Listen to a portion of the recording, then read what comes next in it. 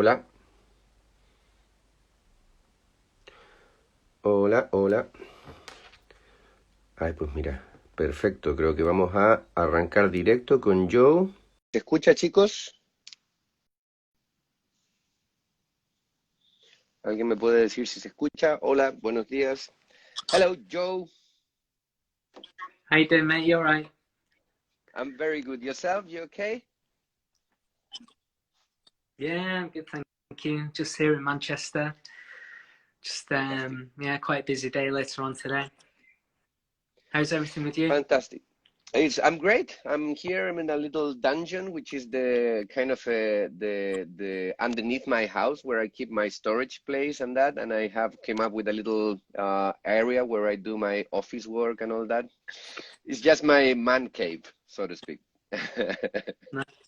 So it's good. I'm all good. Look, before I start, very quickly, I'm gonna do a small introduction for the people that we're gonna be sharing this with, just a sort of an intro of who is who in the zoo, and then we're gonna try to get on with this because I want to both respect your time and also I want to accomplish as much as possible of what we're gonna be doing today. But I wanted to thank you in the first place for taking the time. I know you are a busy little bee, and we've been trying to do this for some time, but it was some regulations that we had to wait for.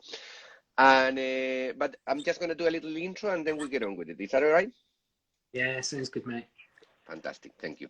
Chicos, bienvenidos todos. Muchas gracias por estar aquí un día más. Esto es desde la página de nuestro buen amigo Hugo Boscovich, que ya lo conocéis todos. Hoy vamos a hacer una entrevista que la verdad es que la llevábamos buscando desde hace ya un tiempo. Es una persona que yo considero de las personas más relevantes en nuestro sector, no solamente por los premios o no premios que haya ganado, sino por su capacidad que tiene de integrar el conocimiento y aplicarlo. Una persona que se encuentra muy encima de su propio juego. Su nombre es Joe Schofield. Yo lo considero un amigo. He tenido la suerte de trabajar, participar y estar incluso de fiesta con él. Y nada, Joe nos va a contar un poco de su carrera profesional. Le vamos a hacer algunas preguntas, no necesariamente tan técnicas, pero sí con respecto a su visión global de qué es lo que ve que va a suceder o está sucediendo. Y vamos a ir ahondando un poco en estos procesos. So, Joe, just to let you know, I was making a nice presentation about you and the fact that we had the opportunity to meet and work in a way together. Also to, like I always said, look at our belly button in under the lovely sun in Ibiza. But I was saying to the guys that rather than going uber technical and super crazy and geeky on, I don't know, a formulation or stuff like that, we wanted to have an open conversation with you in what are your views in, you know, kind of the obvious, very weird atmosphere that we're currently in. And what do you see about certain things, as much as you can open with us in terms of, you know, projects and things that they're going to happen around you and around the hospitality.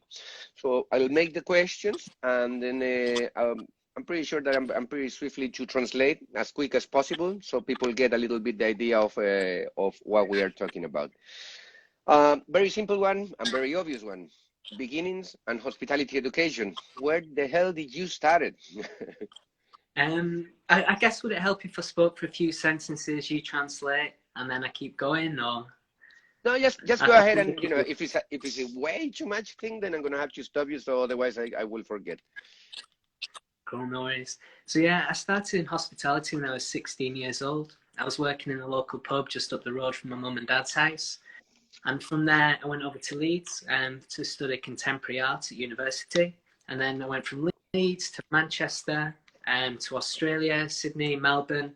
And then I went to London. And the last place I worked in London was the Savoy, both in the American Bar and Beaufort Bar. And then I moved over to Singapore to be a group bar manager for Spa Esprit and head bartender at Tippling Club. Fantastic. And I translate very quickly. Como mucha otra gente, Joe lo que sucedió fue de que, bueno, él comenzó ayudando un poco los negocios familiares y empezó también en el mundo del pub. De ahí se movió rápidamente a Leeds y de Leeds se movió finalmente a un par de ciudades más y luego a Londres. En Londres terminó trabajando en el Savoy Hotel, pero en ambos bares, tanto en el American Bar como en el Beaufort's Bar, de donde eventualmente cogió una oportunidad para irse a Singapur, donde estuvo trabajando como bar manager y head bartender de lo que es el Tippling Club, que ahora ahondaremos un poco en esto. In regards to the Savoy, well, first of all, I didn't know that you study contemporary art. That explains a few things to me now. But in the Savoy, were you were there, you went there and applied for a job there? Did somebody call you? Were you a friend of a friend? How did that work? And how did you actually got, you said that you were in both, in the Beauforts and the American. What, at the same time? Or one day here, one day there, or what? Yeah, it was actually a friend, a mutual friend of mine and the bar manager of the American Bar, Declan McGurk, put me in touch and told me there's a position available. And yeah, it was an amazing opportunity because I had time to learn off so many people in the hotel. I used to spend 3-4 days a week working in the American bar and then 1 or 2 days a week depending in the Beaufort bar. And I'd be doing a whole myriad of roles from host, bartender, server in the American bar, host, bartender, server in the Beaufort bar. So I was really doing 6 jobs across the 2 F&B Wow. outlets. Yeah. Well, this might be a little bit of a compromise for you to say, but I'm going to ask it. Which one you enjoy most? Savoy, I mean, American, or no? Don't tell me both. Don't tell me, yeah. Yeah, Come just on. making sure Chris isn't watching Norana. Yeah, you never know. No, but I get it.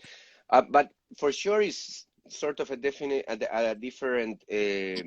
I would say, character. You know, both bars they have a personality that they are not like opposite whatsoever, but for certain they have a different personality. For the very few people that they haven't been maybe to both bars, would you be able to define very shortly one and the other, like kind of the spirit, the motto, what they are like? Yeah, I guess at the time I was there, the drink styling was a little bit different. For me, the drink style in the American bar at the time was headed up by Eric Lawrence, and his style was, I was finding, like very classic in sort of DNA and structure, but still using some techniques in the production of the ingredients. Whereas for me, the Beaufort bar was a little bit more, let's say, contemporary in their approach to making cocktails. And the American bar was, open all day, right through into the evening, and the Beaufort bar was solely an evening venue. So there's always a little bit of a transition from day to night in the American bar as well. Okay. And will you say that then, for the same reason, maybe the Beaufort bar was a little bit more experimental in terms of applying techniques or gastronomical techniques, or perhaps even I don't know technology per se to the creation of cocktails or ingredients, than comparing to the Savoy? Yeah, in my opinion, I think yeah, you hit the nail on the head. It was always a little bit more experimental in the Beaufort bar. Right. Okay. Very short. Le preguntaba un poco a mi amigo Joe aquí de su experiencia en particular con respecto al Savoy. El Savoy es un hotel que, como todos sabéis, me imagino, es un ícono, una especie de catedral muy histórico que tiene que ver con el mundo de la coctelería internacional, no solamente de Londres o de Reino Unido, y donde él tuvo la oportunidad, a través de un amigo en común, que era amigo del bar manager de Savoy en aquel entonces, que es Declan McGurk, I cannot pronounce his surname. McGurk, all right. Amigo de Declan, hubo una introducción, lo invitaron a participar en el proyecto, pero en este proyecto Joe tuvo la oportunidad de trabajar en ambos bares casi al mismo tiempo. Hacía turnos de 1, 2, 3 días en un bar, en donde dentro de ese bar tenía que hacer desde server, la parte de servicio de mesas, host, que es la persona que recibe, te explica todo y te da un poco quién te acomoda, y bartender. Y luego en el Beaufort's Bar haciendo otra serie de días donde hacía exactamente lo mismo. Luego le preguntaba también de qué sucedía entre el espíritu de un bar y el otro. Ambos bares son dentro de un hotel 5 estrellas gran lujo. El bar American, The American Bar, está abierto casi todo el día, cuando el Beaufort's Bar está abierto más que nada en la noche. El American Bar trabajaba mucho con técnica y estilo, liderado por quien era el head bartender de ese momento, que era... ¿Was Eric head bartender? Was that the title or was it... What was the actual title? Head bartender. Head bartender. Cuando Eric estaba liderando esa parte de lo que era el Savoy, cuando en el Beaufort's era un bar que era un poco más experimental, donde se permitían tal vez un poco más de experimentación, utilización de técnicas gastronómicas e incluso tecnología para desarrollar ciertos ingredientes. Right, that's very cool. Help us understand a lot, but I'm going to extend this question one more because I think it's very relevant for the people that they haven't had the chance to be in this place. Tippling Club. Give us a little outline of what it is, the Tippling Club, what, again, the motto, what can you expect if you're ever lucky enough, to go and visit something like the Tippling Club, and what did it represent in your career? So Tippling for me is one of my favourite venues on the planet, and I say that without any bias because I used to work there. It's owned by Chef Ryan Clift, and for me the real ethos of what Tippling Club is about is pushing the boundaries and exploring that relationship between kitchen and bar. The food is very avant-garde, very progressive, and at the time when I was running the bar, and I still believe they're carrying on in the same sort of manner as well, it was all about trying to create a drink that is a symbol of what Tippling was about, and that is the combination of kitchen bar, chef and bartender. So we spent a lot of time working and creating some engaging and innovative menus, and also some very engaging garnish that you'd normally expect to come out of a pastry kitchen. Would you say that, the aim of Tippling Club from the beginning, it was, very gastronomical orientated to be sort of a Michelin star recognized experiential gastronomical place, and then it happens that, the whole area of cocktail, was also an opportunity to take the place to that? Will you say that it was, when you arrived to Tippling Club, it was already a very well-known name, or when you arrived, they were kind of their road to? Yeah, I mean, like Tippling Club's been in the world's 50 best lists numerous times over the years. The restaurant's now 12 years old. Even from the opening, upon conception, it's always about that relationship between the kitchen and the bar working together. It was actually Tippling Club that introduced the cocktail pairing concept to Asia. Just very quickly, chicos, le pregunto un poco sobre su experiencia en el Tippling Club. Tippling Club es un sitio que nace como un restaurante que ha cambiado 2 veces de locación, pero siempre ha estado dentro de Singapur. Ha estado numerosas veces dentro de la lista de los 50 mejores restaurantes de Asia, del mundo, también con reconocimientos de estrella Michelin, etcétera. Pero lo interesante es que Joe nos comenta que Ryan Cliff is the name of the chef, your friend, isn't it? Yeah. That's right. Ryan siempre fue una persona que estuvo muy despierta y atenta a estos tipos de menús que son menús experienciales, y él dice que él realmente, el chef, abrió la oportunidad para trabajar de lado con la coctelería, que él invitó también, entre otras cosas, a Joe a desarrollar ciertos aspectos de ese restaurante para que no solamente estuvieran intrínsecamente relacionados con la parte gastronómica o de cocina. This is a conversation that because we have done this sort of interviews or conversations with other people, this is an issue or a subject that we have touched base many times, Joe, which is many people feel that as much as we would like to say that chefs and bartenders are working together, not always, but in the majority of the cases, that is not an actual reality. In the majority of the cases, especially for bartenders that they are perhaps just starting in their career, they have to follow the chef, and that is a full stop. And sometimes even, and this happens a lot here in Spain, sometimes even, the chef will go till here. That's it. Now is the chef time, or this is just, it's more about the gastronomy than the actual drinks. I got the feeling, and I had the opportunity to try 2, I think 3 different menus at the Tippling Club, even before you were there. And I have the feeling that didn't happen in Tippling Club. That the open-mindedness in terms of, cocktails can give as much as an experience as the food can.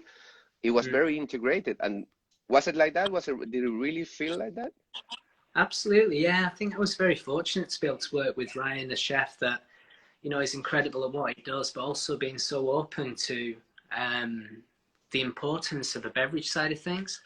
It always astounds me when I go to like a Michelin star restaurant or a world's 50 best restaurant and order maybe a cocktail to start or a gin and tonic, and the beverage quality isn't there. If you just Yeah. focus on the wine. But that was the great thing about working with Ryan. His knowledge is just incredible. He knows so much about cocktails, knows so much about wine. He knows a lot about coffee and tea. He really takes care of every single aspect inside his restaurant. No, that's fantastic. You were very lucky, and I mean, you deserve so, but it doesn't happen all the time. We wish that it happens that, you know, our chefs have that level of knowledge and they have that opening and inviting attitude to go, yeah, man, you know, let's work together, let's do stuff, you know.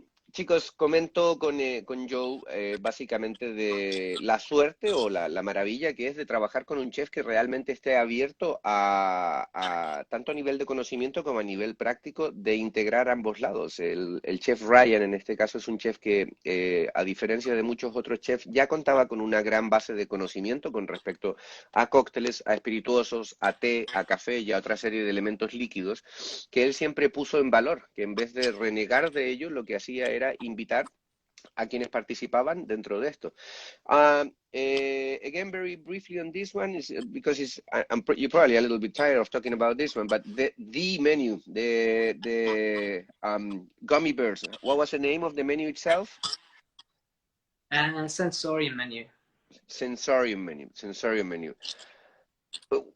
What did you smoke that day? I mean, when did you guys came across that idea? And just very short, you know, how long did it took? Because I remember that it took quite some time to get to the point of saying, this is ready now. And give me some numbers, some wow numbers. Like, for example, how many gummy bears did you actually made all together during that time? Yes, so for us, it was a natural progression. The first menu that we did was all about exploring the senses, innovation. It's often overlooked the importance of aroma in F&B. But what we need to do is really explore that. And so we created a menu where you'd have 12 different aroma sticks. Each one was fragranced with the aroma of a different a different aroma that you'd have come into contact with in the past. Yep. We actually created these aromas to trigger memory. So we'd have like the smell of rain, the smell of grass. But what we wanted to do is follow in that progression. So we'd already looked to the past with memory, trigger, and aroma. We then wanted to look to the future with dreams and desires through a completely edible menu. So each one of the gummy bears was handmade, had the same flavors as the cocktail and the same flavors that's synonymous with the different dream or desire. Every single guest that came into Tippling Club would be given a little menu bag of gummy bears to eat. So they'd eat all the bears to choose the cocktail. And we used to have to make 1,200 handmade gummy bears every single day. From start Repeat to that finish, last part, please. 1,200 gummy bears per session, per day. 1,200 gummy bears every day. So from start to finish of that menu, which lasted a year, we made 500,000 handmade gummy bears. Oh, Jesus Christ. I guess you don't, when you go now to the candy shop, you don't buy gummy bears, no? You go like, no, thanks, I'm done, no? It's not like, oh. Yes, gummy bears, yeah, for sure.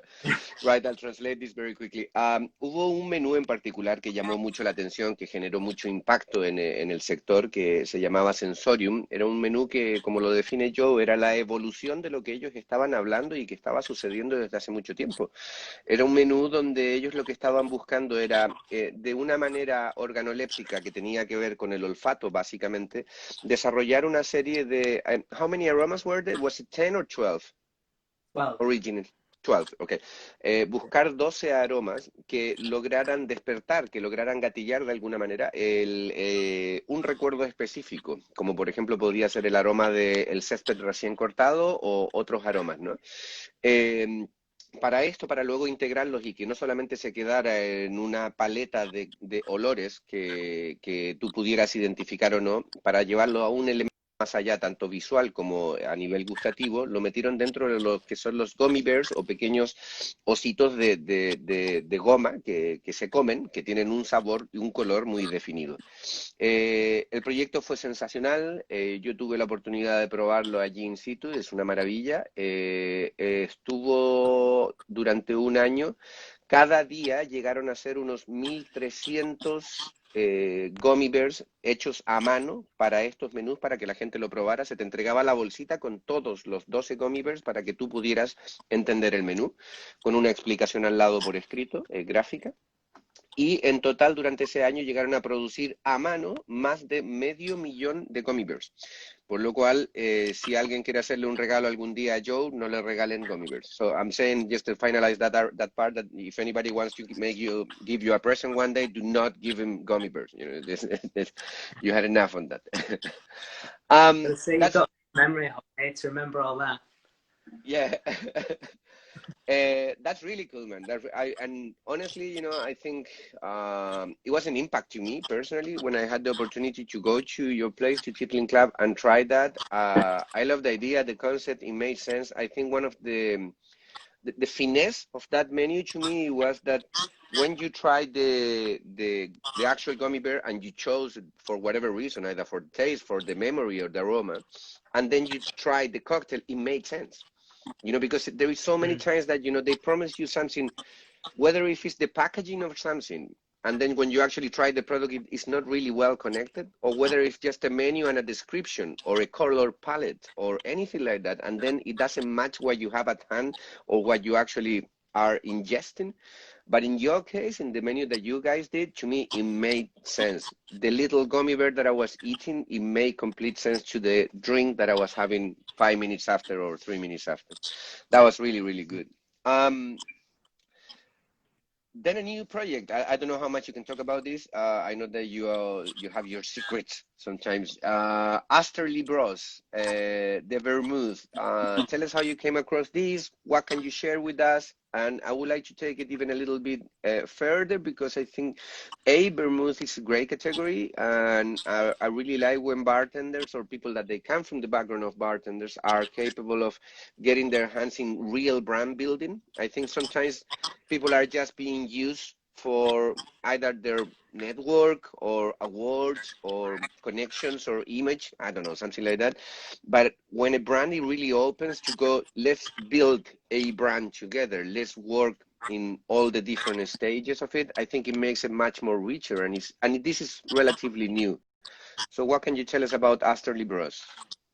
Sure. So it actually all happened when I was based out in Singapore. I got to try some of the other expressions from Asterly Bros that the founders Rob and Jim make. They have an incredible sweet vermouth, a red vermouth called Estates, which is made with 100% English-born Pinot Noir from Gusbourne Estate. They have an Amaro and a Fernet. And it's just as I was leaving Singapore, I got the opportunity to try those expressions. And then coming back to the UK, I knew I wanted to touch base with them and see if there's any work that we could do together. So the whole journey of bringing the dry vermouth to market was probably about a year and a half. We realised that, well, all of us involved, so my brother, myself, Rob and Jim, realised that, you know, dry vermouth is something that isn't a very exciting product at the moment.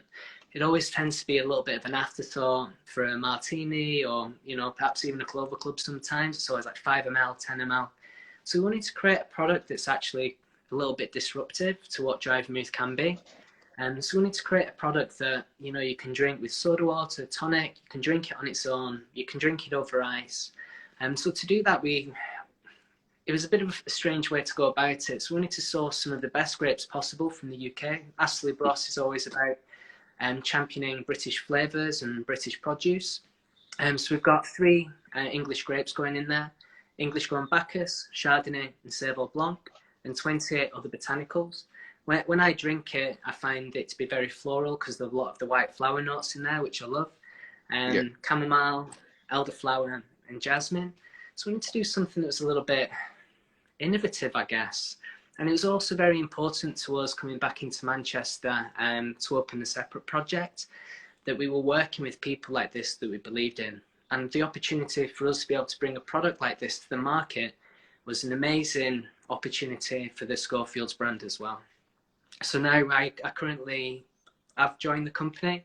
My role with the business is creative director. Okay. I guess there is some things in the in the oven. I guess that you guys you're not gonna stop just there. I'm pretty sure. Little that Yeah, I I know, mean, you are pretty sure that you already cooking something, no? Apart from what is there already existing. yeah, I mean, the great thing about working with Rob and Jim is that they're very open-minded and very creative.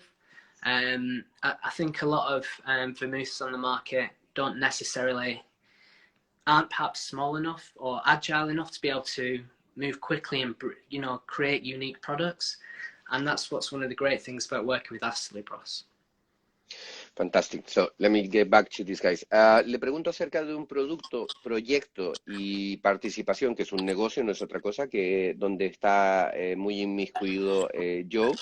Es un vermut que ya lleva un cierto tiempo en el mercado, que se llama Astley Bros, que es un vermut bastante innovador en una serie de aspectos. Él se conoció ya hace un tiempo bastante atrás con uno de los dueños que le abrió la oportunidad a trabajar en conjunto. Una de las cosas que le llamó la atención a Joe en particular era de que este producto lo que buscaba era ser uno de los posibles mejores vermut o conjunciones de vermut y representaciones de vermut en diferentes expresiones que utilizara solamente producto que representara la cultura de Inglaterra. Inglaterra siempre ha tenido una cultura muy elevada con lo que se refiere a lo que es el foraging. Foraging no es otra cosa que buscar elementos que están dentro de la naturaleza de una manera de recolectar. Entonces, en el bosque de lo que es Inglaterra se encuentran una serie de elementos que tal vez son diferentes, ni mejores ni peores, que otros sitios, como pueden ser diferentes variedades de uvas, como pueden ser también diferentes aspectos florales, como puede ser el jazmín, la camomila o la flor de sauco, que estos suelen ir muy bien en la gama aromática para generar bases de vermut que son de vino blanco. Entonces, estos vinos blancos que ellos han generado, how many expressions do you have currently available in the market of the We've got Astorly? 4 SKUs available to the market, but also we have a couple of other projects. We've got a rhubarb Negroni bottled cocktail, we've got lavender wet martini, and then we've got a cocktail subscription club as well. Ok, entonces ahora están en el desarrollo junto con la gente de Astley en lo que son cócteles embotellados, como por ejemplo un Negroni basado en ruibarbo que van a empezar a desarrollar dentro de poco y algunos otros 2 productos. But the 4 currently products that the Astley, if I go to Jerry's or Whiskey Exchange or something like that, what can I buy? What are the 4 products that they are there? We have Schofield's Dry Vermouth, Estate Dry Red vermouth, Vermouth, red vermouth. Dispenser Marrow, and Britannica Fernet. Vale. Okay, so they have a dry vermouth, a red vermouth, an amaro y una representación de un fernet hecho por ellos también.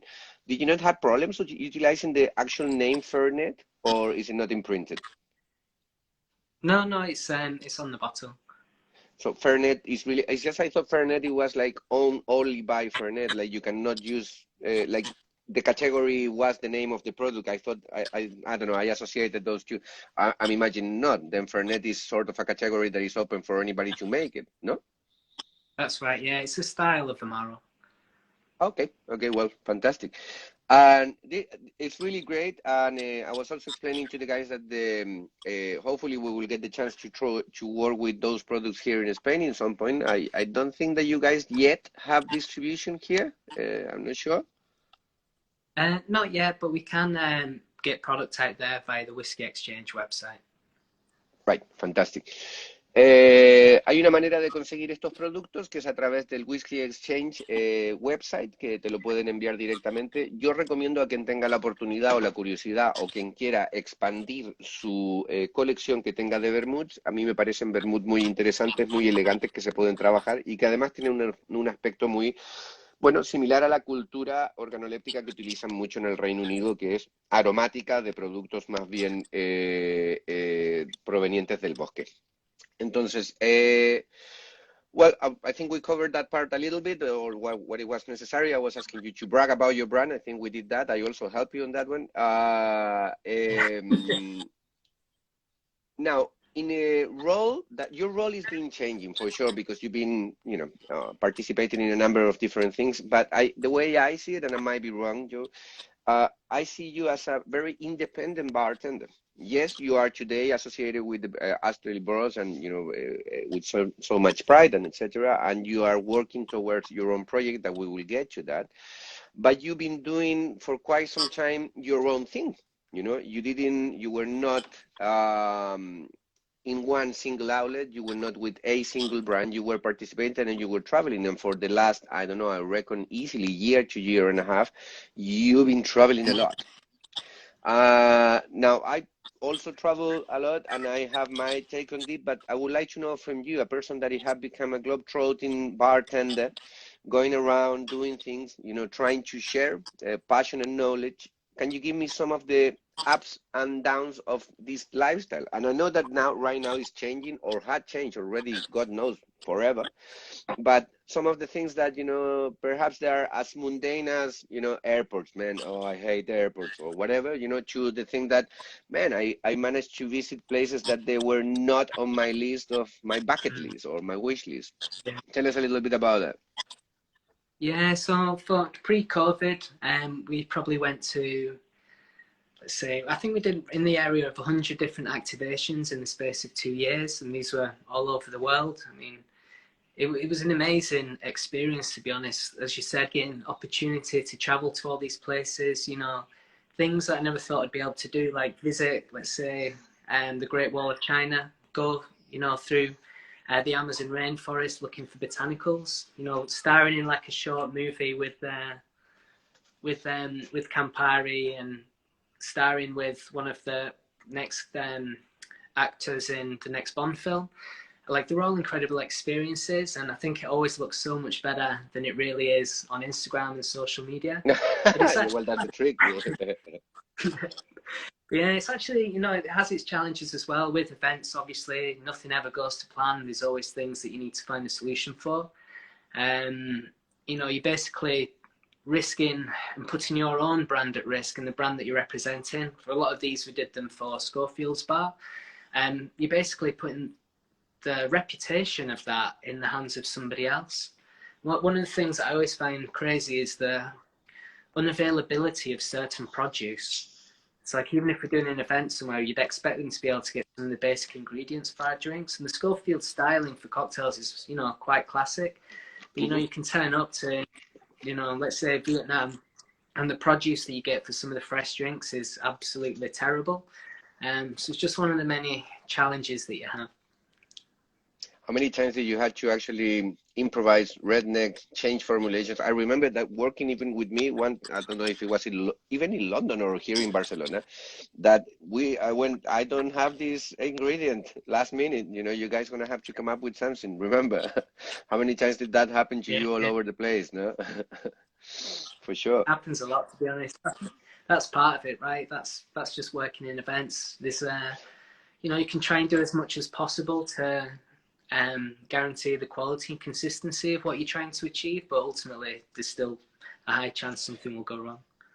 Just to finish in that particular subject before I translate, and this is one of the things, and I say this humbly, that I really like about you and also your brother that I got to know a little bit better lately, is that you really try to make it work.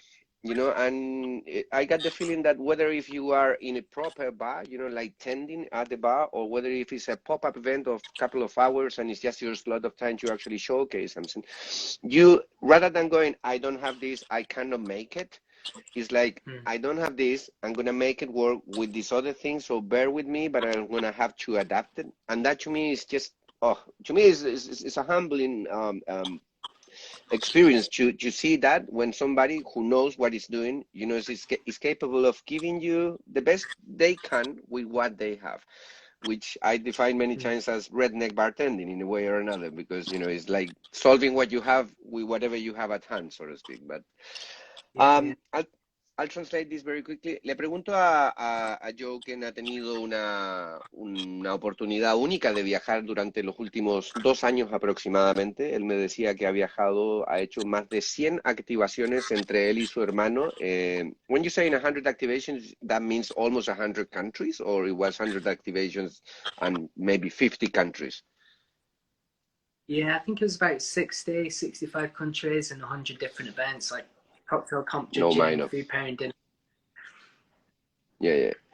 Alrededor de 100 eventos en aproximadamente unos 60 países en el periodo de tiempo de aproximadamente 2 años, desde haber trabajado en la Gran Muralla China, haber trabajado con los nuevos actores de la última película de James Bond, a haber trabajado humildemente con nosotros tanto en eventos en Barcelona como en Ibiza, haber estado en sitios muy recónditos y haber tenido que adaptarse a todo esto. Él dice que para él es una responsabilidad muy grande cuando una marca te pide que lo representes en un evento específico porque están poniendo toda la credibilidad de esa marca, la están poniendo dentro de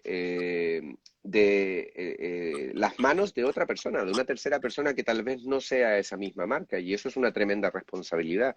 Él me dice que uno de los challenges o desafíos más grandes era llegar a un país, contar con que iba a contar con una cantidad de ingredientes básicos o frescos y que esos ingredientes básicos o frescos no estuviesen o fueran de una calidad que fuera muy baja. Tener que improvisar con respecto a eso para intentar dar y representar lo mejor posible a aquella marca, pues era de lo más complejo que había. Pero yo también lo digo desde el otro lado, como amigo y como consumidor, a mí me ha pasado de ver lo que es capaz de Joe y su hermano, Daniel, de expresar en un cóctel en muy poco tiempo y consiguen algo que es muy único. I might be going a little bit out of the little script that we have, but in in terms of that, in terms of being able to produce cocktails, and I think sort of your and your brother as well, signature is that you treat classics as they are. You give them sometimes your own personal touch. But there are cocktails that they're relatively simple to understand, very well executed, and I really truly enjoy them. You guys never been that crazy about, going into the ultimate molecular thing, and, overly expensive machinery. The way that you think and try, both of you, to extract flavors are also things that other bartenders can do. Can you recommend to them in that area? Yeah, I mean, this was the sort of styling that we have at Tipper and Club or for Sensorium. It's always about innovation, using different equipment, rotabap, sonic prep, sous vide cooking for flavour, but the styling for Schofields is very classic. I don't think you need all that equipment to be able to make great drinks. What would you say, and this is a very direct question, what would you say, without having to spend or break your wallet and bank, what would you say is the best piece of home equipment to extract flavor in general? Yeah, sous vide cooking. Sous vide Good cooking. vacuum Yeah, we all sealer, agree. thermal circulator. Isn't it great that now you can buy, a home version of it for €100, £100 or something like that? I remember when the whole sous vide started, or when I first heard about it, it was like, it was expensive. It wasn't as expensive as a Rotobab, but it was expensive. The whole bath, the whole thermocirculator thing, it was 500 or something like that, and now you can get it for so much cheaper. It's great, no? Yeah, yeah. Le pregunto a Joe que de la manera que él tiene de trabajar, siempre ha buscado un poco la innovación, pero que lo que representa a los Schofields, que es el proyecto, que son los dos hermanos que estamos hablando, ellos siempre han buscado mucho la simplicidad también. Y dice que realmente cuando él ha tenido la oportunidad de trabajar con tanto rotovapor y una serie de otros elementos, realmente se da cuenta de que no todo esto es necesario para conseguir alcanzar un nivel de sabor que sea muy concentrado. Entonces yo le pregunto de cuál es la mejor, para él, el mejor equipamiento o el mejor aparato que puede utilizar sin romper el banco para extraer sabor, y él dice que es el sous vide. El sous vide de la máquina, como puede ser el termocirculador de Anova o de otra marca, que por 100, 120 euros puedes tener una de un precio, de una calidad muy, pero muy decente. That's great. And in terms of, these are going to be very quick questions, like kind of back and forth. Techniques, impossible ingredients, collectors, vessels, art and farts in terms of, having drinks that they are too much of a show-off sometimes. Do you think that this is changing now with the whole thing that is happening, the whole COVID and all that? Do you think that this motto that many bartenders had for a very long time of trying to make, look and how stunning my 3, 4, 5 pieces cocktail is. Do you think that this is relaxing a little bit more? Maybe consumer is going to be demanding, like, I just want a drink sort of thing? Yeah, I don't know if, you know, consumer habits will change that much. Perhaps they're not inclined to spend as much money. But I think in terms of an operations side at the moment, it's a very challenging time for our industry. And I think a lot of operators, if they're not doing it, they perhaps should be doing it, should be looking at, you know, making the cost of goods for those cocktails as low as possible and still be able to give people a great drink. And with that, obviously, you take away those elements of crazy ingredients, crazy glassware, crazy garnish. I think now it's all about managing that cash flow just to make sure that that company or that business can survive and, you know, hopefully ride through this wave of COVID. You know, one thing that I agree with you, and one thing that I think it came into place just nicely in the right time is that I think for, I don't know, a good couple of years now, especially from London and a number of different places, that minimalism have become a thing, right? And there is quite a few people that they're working with, you know, the aspect, the aesthetic that the drink looks is very simple. Sometimes it looks like just a transparent liquid with a good quality ice in just a vessel, and that's it, in just a glass, you know, and that's it. Drinks are amazing. But I think that it might be helping to what you are saying now, that, you know, you need to still strive to be able to make a great drink and a great experience, I guess. But, you know, you cannot just break the wallet every time that you need to make that and buy, you know, the impossible glassware, the impossible ingredient, and the impossible everything. You got to make the business work. I agree completely with you.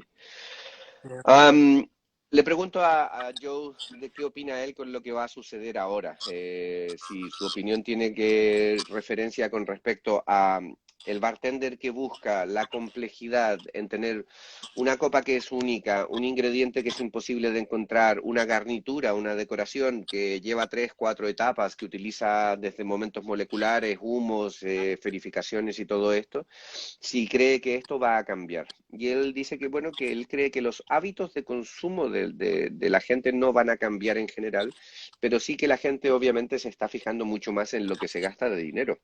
Y si nosotros queremos mantener estos negocios que ya están difíciles, bueno, él considera que realmente hay que seguir buscando la manera de dar el mejor drink o experiencia posible, sin tener que gastarte todo el dinero solamente en la parte estética del desarrollo de todo esto.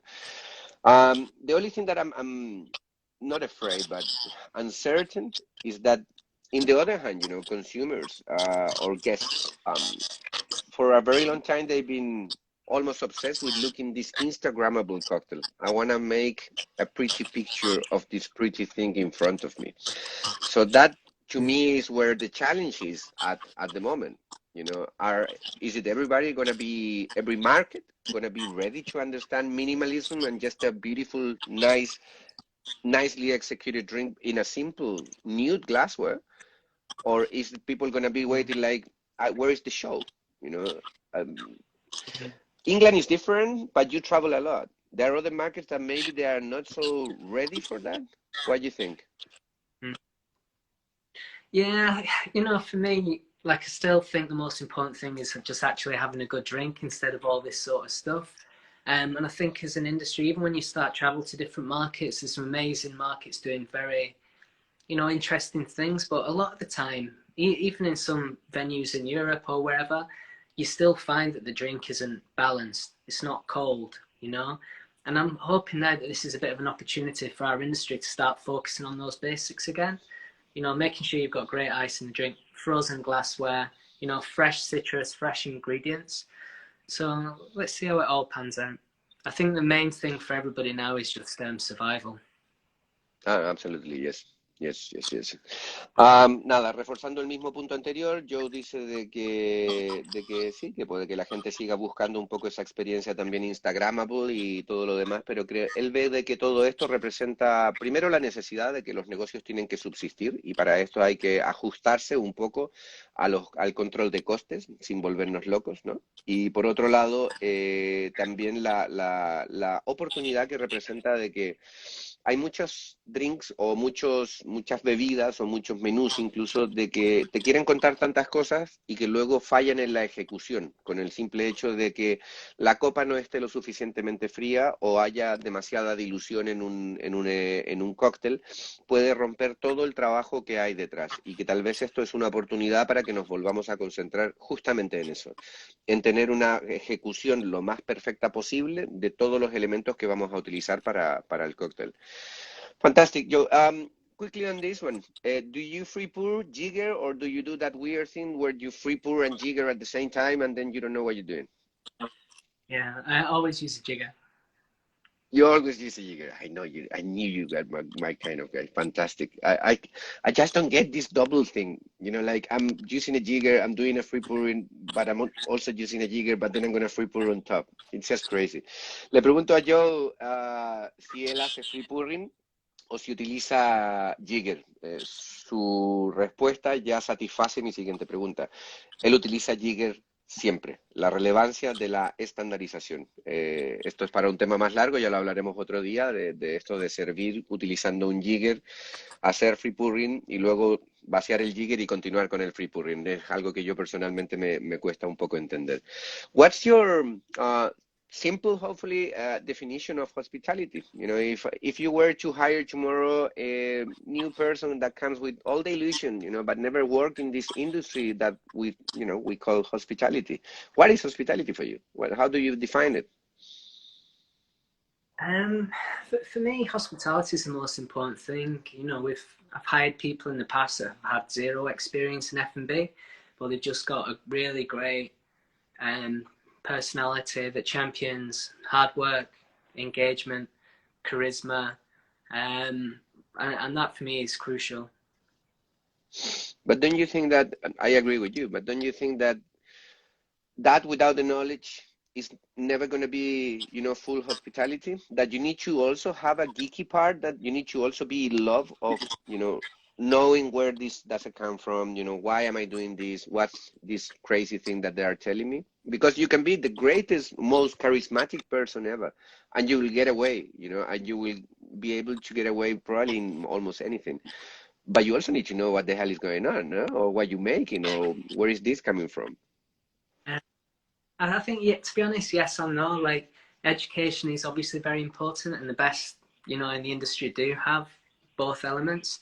But for me, some of the best bar experiences I've ever had, you know, in, like dive bars in the States, or, you know, like party bars, dive bars in Asia.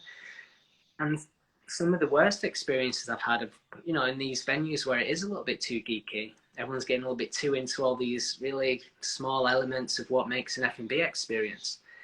So perhaps a balance of both, but for me, I'll always hire that person who is naturally hospitable over somebody who can tell me, you know, every single botanical in the gin on the back bar.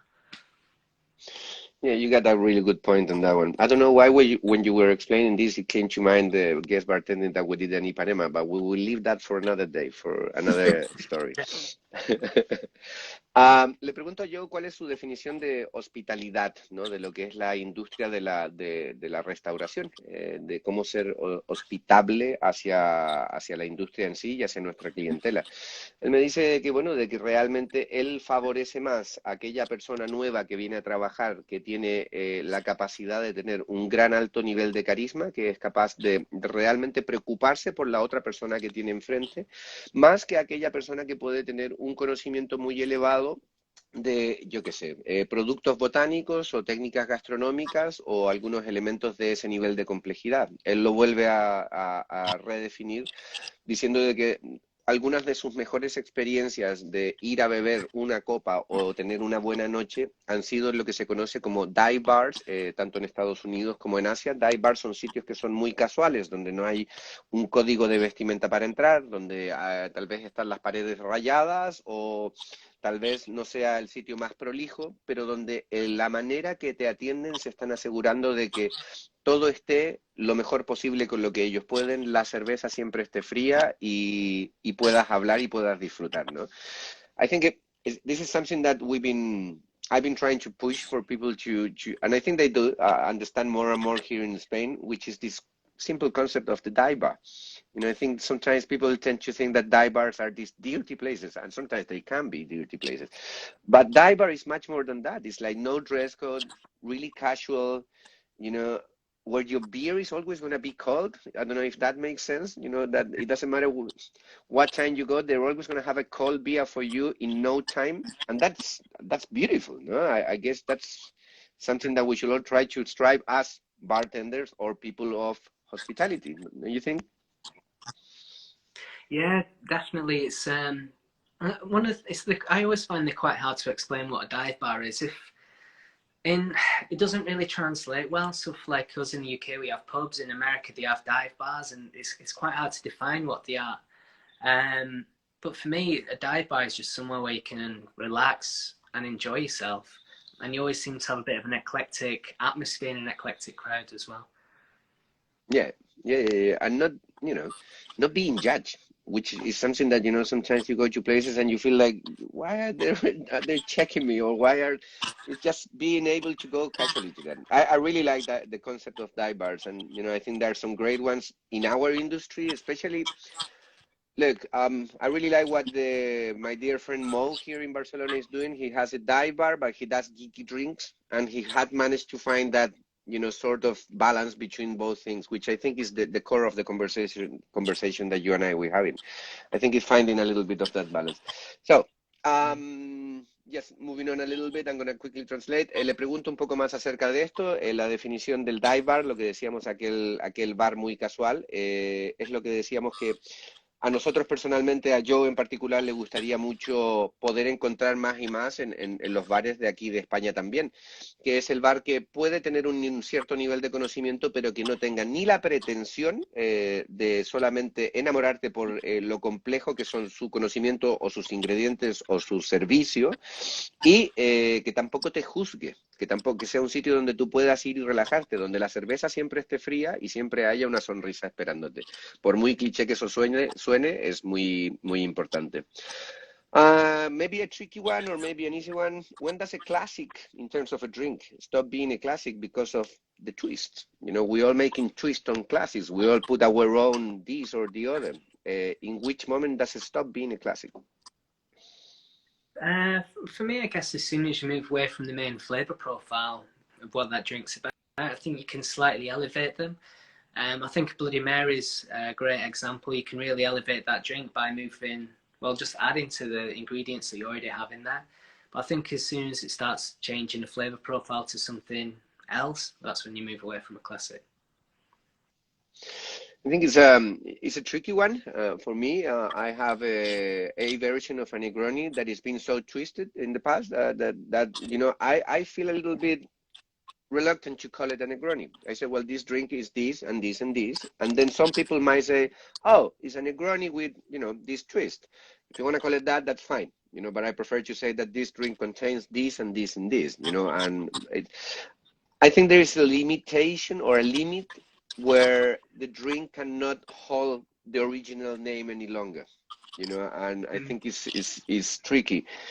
To me, even more than Bloody Marys, which is a great example, is the world of martinis. You know, where does a martini stop being a martini? You know, what happened, you know, back in the 90s, even when, you know, anything in a V-shaped glass, it was called a martini, and you will put, you know, maybe 200 bricks of sugar, you know, and still gonna be called a martini just because it was in a martini glass. You remember that happened, you know? Yeah. I wasn't old enough to drink, but I've read about it. Thank you for calling me old. Thank you. Le pregunto a Joe qué opina de los clásicos. ¿Cuándo un clásico deja de ser clásico? ¿Y cuándo no podemos llamar o no deberíamos llamar a un cóctel con su nombre original? Y él dice que básicamente no se trata de cuántos ingredientes o de cuántos twists tú le hagas a este clásico, sino que se trata mayoritariamente de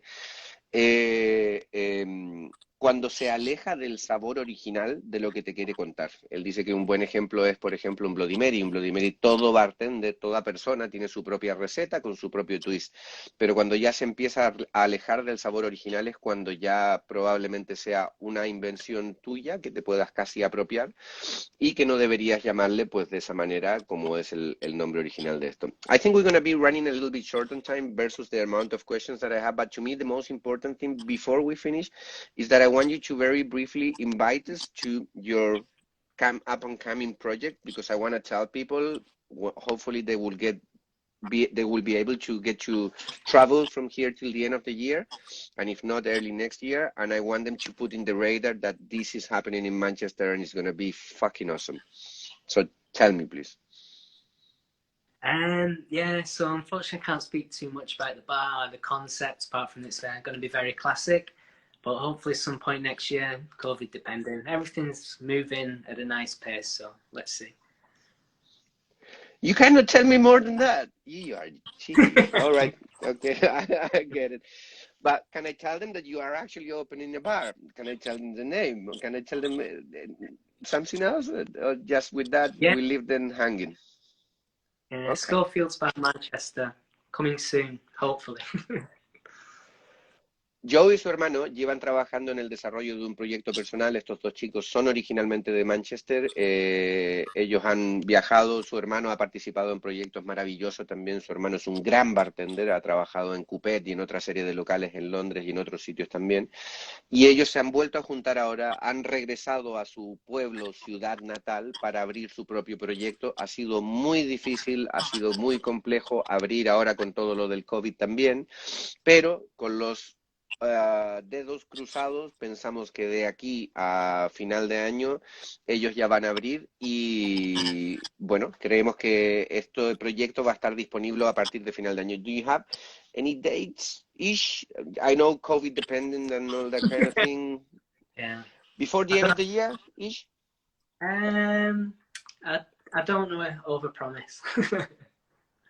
Right, you play safe, man. I like that. Okay, I respect that. I couldn't do that. You know, I just speak too much. Listen, the last thing that I want is for the video to completely close me down, because it's exactly 1 hour and we are almost there. So we leave the rest of the questions. I just wanted to have the opportunity for other people to get to know you a little bit better. You know this, I have a great deal of respect for who you are, what you do, and the way that you and your brother do things. And it's always a good excuse to catch up with you, Joe. It always is. So thank you.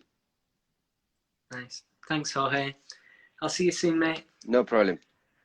See you soon. Take care. Take it easy, Bye-bye. my friend. Bye, bye. Chicos, nada, para terminar, cierro un poco todo esto. Nos hemos despedido de Joe, nos ha compartido de la mejor manera posible un poco su experiencia. Una vez más, hoy lo que queríamos hacer era que pudierais conocer un poco mejor a Joe Schofield y los proyectos en los que está inmiscuido y lo que va a suceder dentro de poco. Nada, ahora compartiremos el vídeo para quien no ha podido participar y muchas gracias a todos por estar. Hasta luego.